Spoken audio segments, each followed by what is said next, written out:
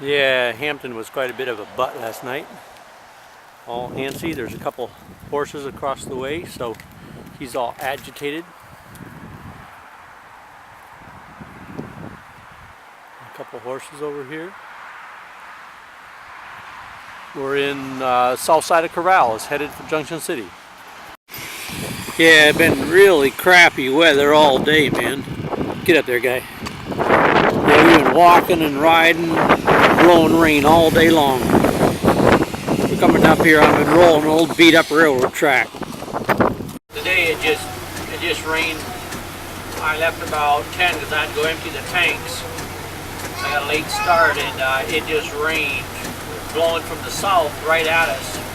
We're headed for Monroe, and it just rained all, maybe break for 10 minutes and then rain again and cold, wet, and just rain straight at you.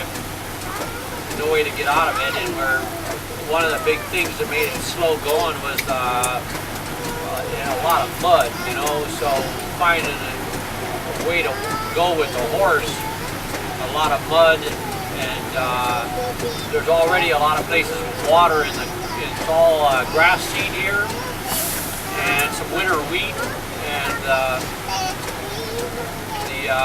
finding a place there's already low spots that have water still, and with all the rain it's just really a mess. So we just had to really take our time, and sometimes I rode, sometimes I'll walk. And Hampton, I can go along these edges here, along the edge of the guy's grass field, and then sometimes you come to a big ditch and you got to get back onto the road. And so it's a pretty long morning. I went from about 10 to 4, just riding in this kind of weather you see right now, just dripping wet.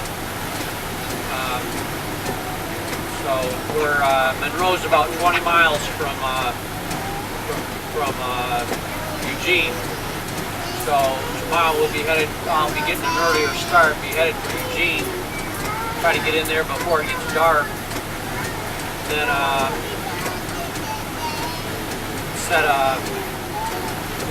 do a press conference Monday morning over at the University of Oregon about the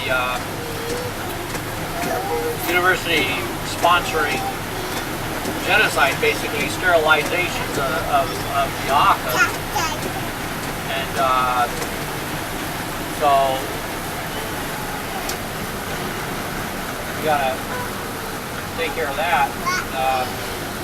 I hear that tomorrow there's going to be a new president at the U of O. You'll have to excuse me because I got a stuck wiper here. There's only one way to do it. Get this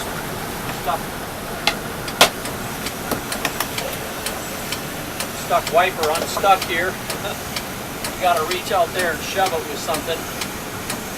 So it'll get stuck over this side. Anyway, so there's a new president. I think he's from Kansas. He's a provost at a university in Kansas, and he's taken over at the U of O. And Fraunmeyer's leaving. We're glad about that, because Fraunmeyer, he never gave us the time of day about Paul Lewis getting a PhD for sterilizing Aka women, and the university agreeing to do it. So we tried to talk to him. He didn't want to talk to us. So we're glad he's gone. And hopefully the new president will listen to what we have to say. We'd also like to see, get a word in about Richard P. Hoagland, Rosaria Hoagland. They used to run molecular probes here in Eugene as a genetic tagging company. They did things with genetics. And we'd like to get something about them, because Richard, he went over to Thailand, and he's involved in taking away little Aka girls from their families, and he's got millions of dollars, so he can support them when their families up in the villages. But he's taking away these little 5-6-year-old Aka girls. We got about 30 of them, and molecular probes was bought out by Itrogen. So we'd like to see some attention come along to that too. It's going to be an interesting day come Monday. Yeah, we've only been traveling now.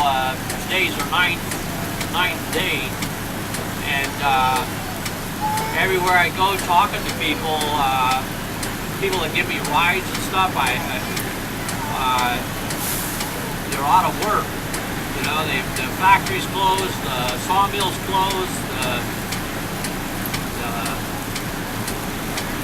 motorhome company's closed, Monaco's closing.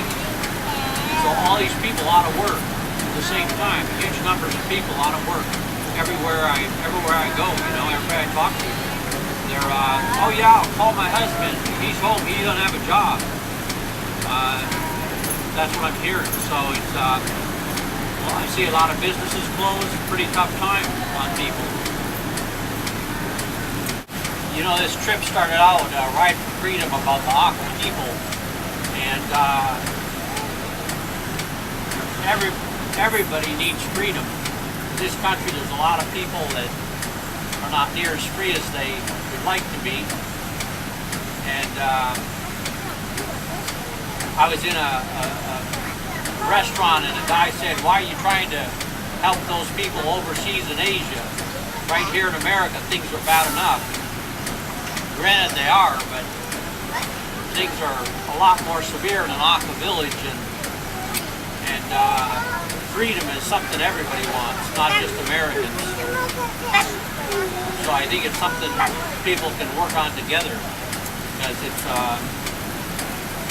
nobody has a corner on the market of freedom.